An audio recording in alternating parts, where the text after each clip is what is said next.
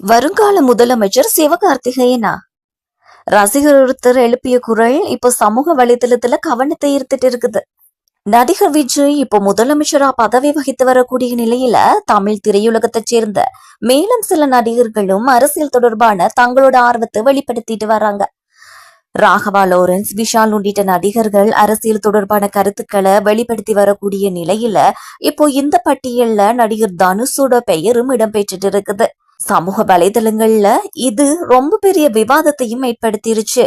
இந்த நிலையில முன்னணி நடிகரான சிவகார்த்திகேயன் ரீசண்டா நகைக்கடை திறப்பு விழாவில் கலந்து கொண்டாரு. அப்போ அவரை பார்த்த ரசிகர் ஒருத்தர் சிவகார்த்திகேயனை பார்த்து வருங்கால முதலமைச்சர் அப்படின்னு சொல்லி குரல் எழுப்பி இருக்கிறார்னு சொல்றாங்க. இதுக்கு சிவகார்த்திகேயனோட பதில் என்ன தெரியுமா?